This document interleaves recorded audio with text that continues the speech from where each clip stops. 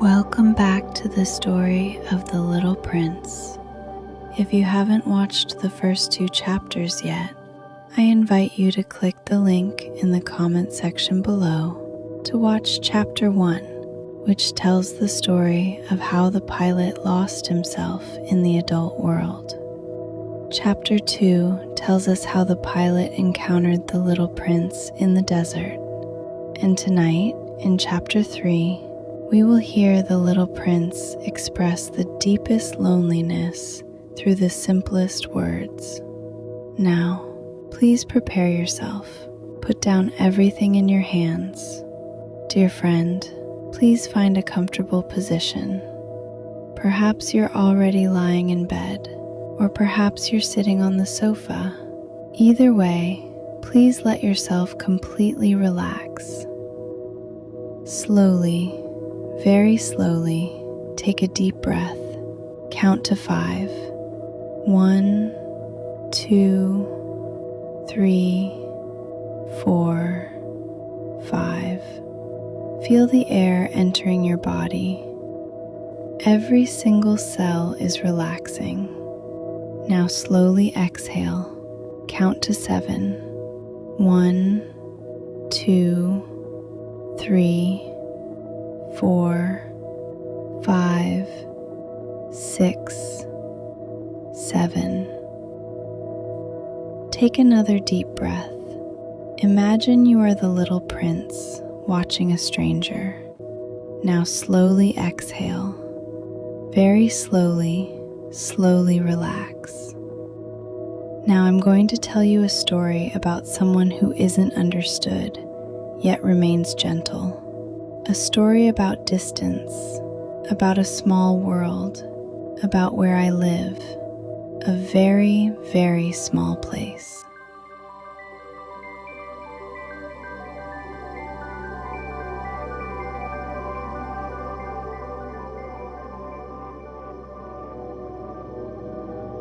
The pilot wanted to understand this mysterious little boy before him, but there's something interesting here. The little prince asked the pilot many, many questions, but never directly answered the pilot's questions. Instead, it was those words he casually let slip, piece by piece, like a puzzle, that slowly assembled the little prince's story. So the pilot began to act like a detective, patiently waiting, listening, guessing, and deducing. One day, the little prince saw the pilot's airplane for the first time. He asked in a very curious tone, "What on earth is this thing?" The pilot puffed out his chest and answered with a kind of adult pride, "This isn't a thing. It flies. It's an airplane. It's my airplane." The pilot wanted the little prince to know he had the ability to fly. It was a silent showing off, just like what adults often do, using achievements to prove their worth.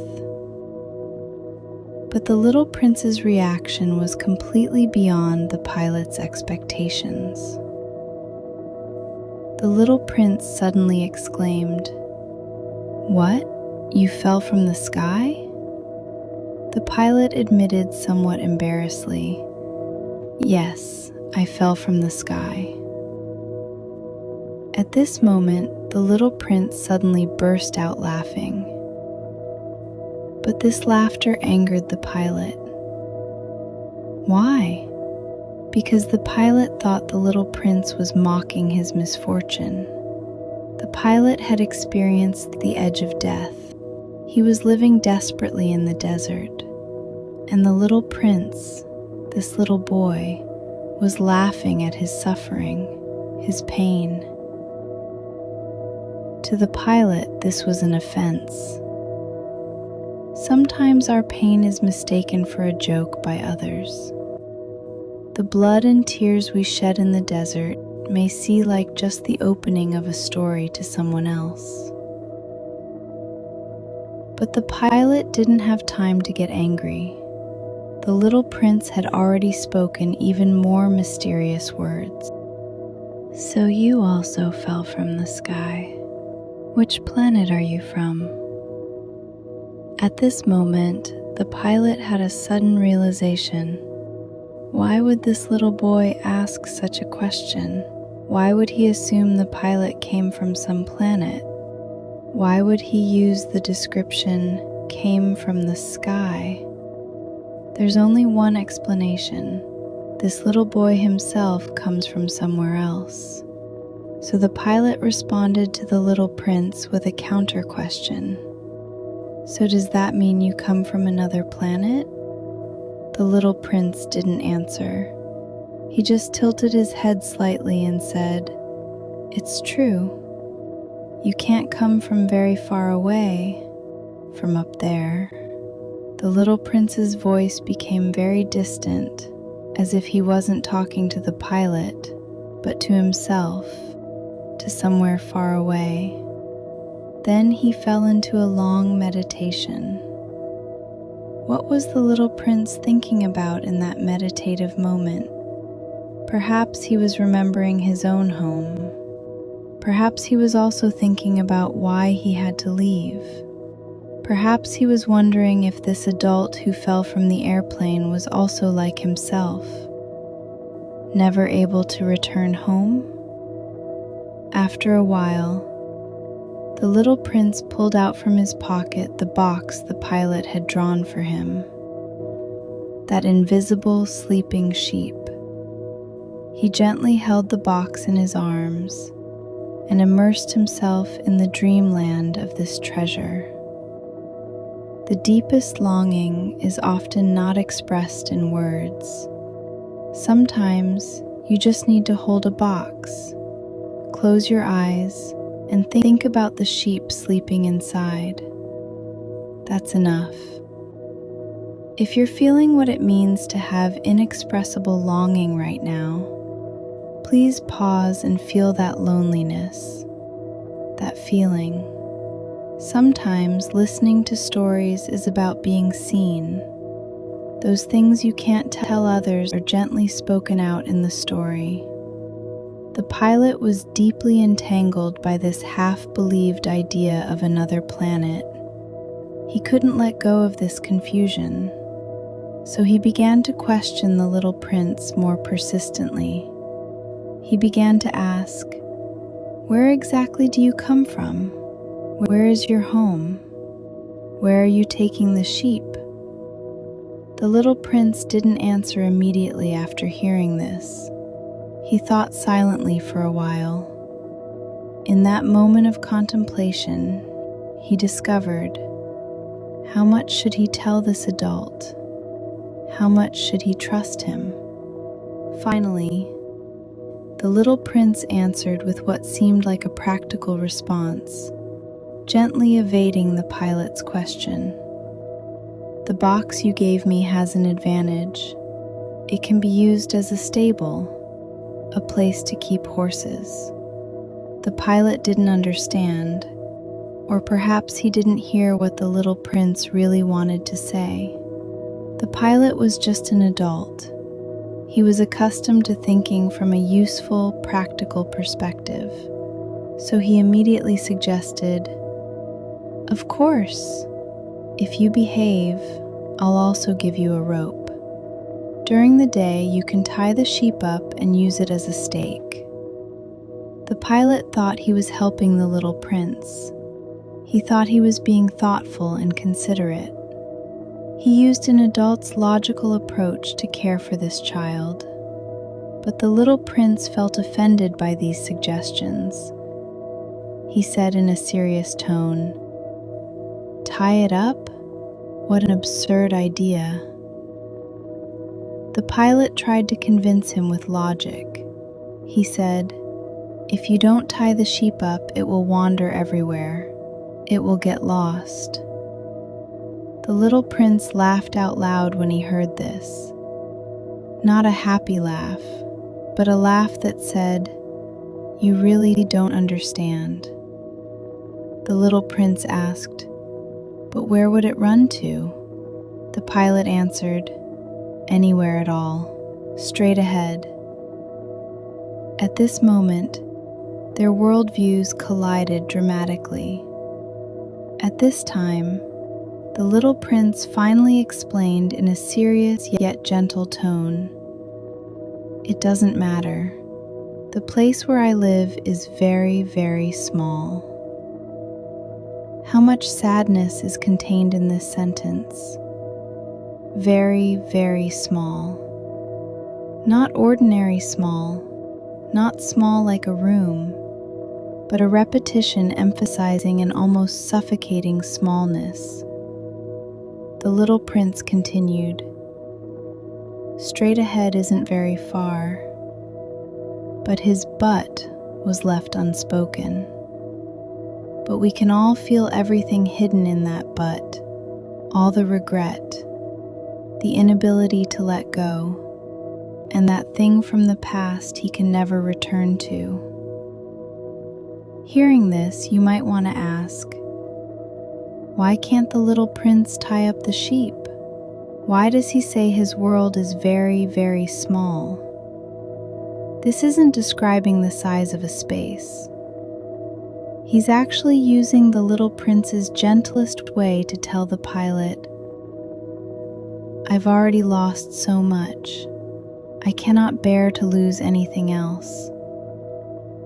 My world is already too small to accommodate any change, any loss."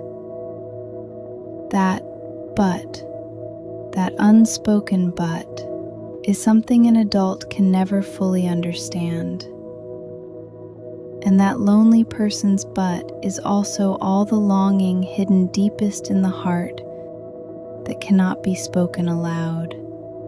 The place where I live is very, very small. When someone says this to you, they're not describing their geographical location or physical space. They're saying, "I have nothing left to lose. Please don't take anything else away."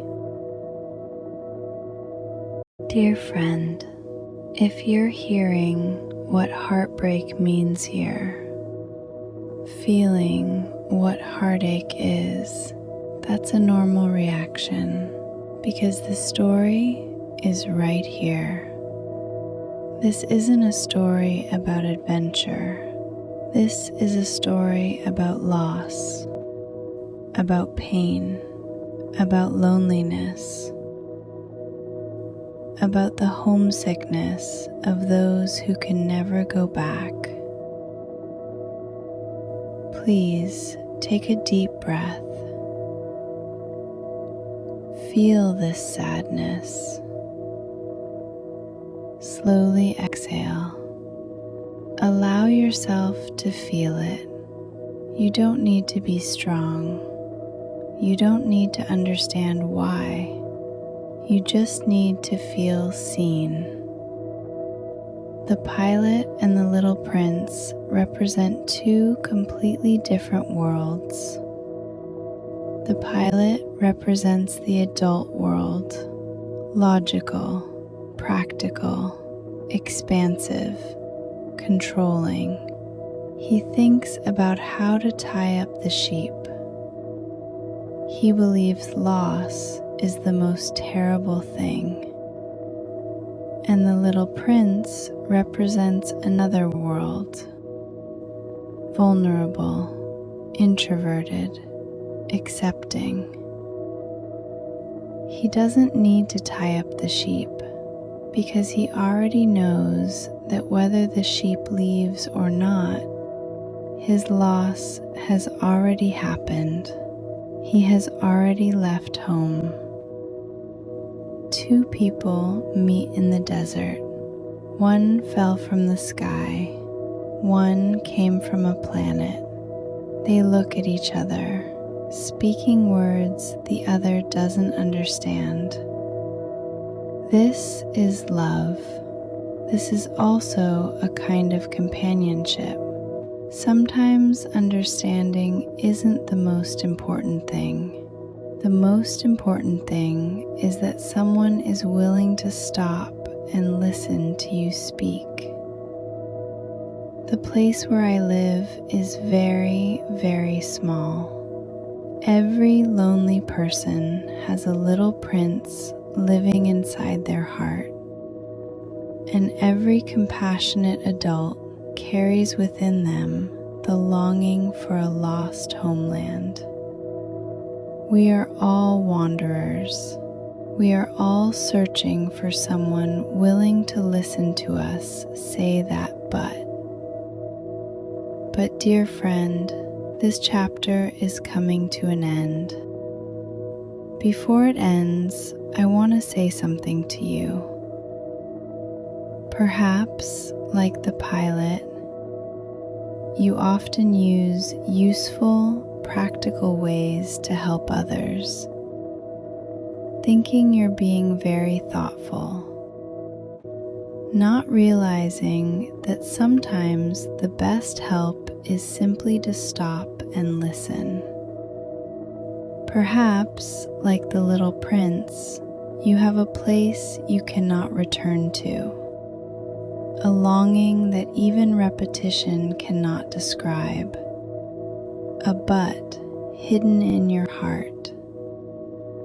If that's the case, I want to tell you, you don't need to tie up your sheep. You just need to hold that box and gently say to someone, "The place where I live is very, very small," and that person will understand. Now let's do one final breathing meditation. Use a long, deep breath to end this chapter. Let's take a deep breath. Breathe in the little prince's sadness. Breathe in the pilot's care. Breathe in that sentence. The place where I live is very, very small. Now slowly exhale. Imagine these words like feathers, gently floating up, flying toward the starry sky. Take another deep breath. Breathe in companionship and slowly exhale. Completely relax. As you're about to fall asleep, I want to leave you with these words. Your but has been heard. That place you cannot return to is perhaps your heart's most tender, most precious place. Not all loss is tragedy. Sometimes loss teaches us to cherish more, and that eternally sleeping sheep is in your dreams. It won't leave because it never existed to run away. It only exists to accompany you through every long, lonely night. May you see your own planet in your dreams. May you find that unique rose in your dreams, that sheep who accompanies you, and that person willing to listen to you say, "The place where I live is very, very small." Good night, my friend. Remember, your distance is not abandonment. Your small world is not limitation. It's simply your unique way of loving this world. Now, let's carry these words into our dreams. Sometimes our pain is mistaken for a joke by others. The deepest longing is often not expressed in words. Sometimes you just need to hold a box and think about the sheep sleeping inside. That's enough. The place where I live is very, very small. When someone says this to you, they're saying, "I have nothing left to lose." Sometimes understanding isn't the most important thing. The most important thing is that someone is willing to stop and listen. Every lonely person has a little prince living in their heart. Your distance is not abandonment. Your world is not limitation. It's simply your unique way of loving this world. If you enjoyed today's story, remember to subscribe. See you next time.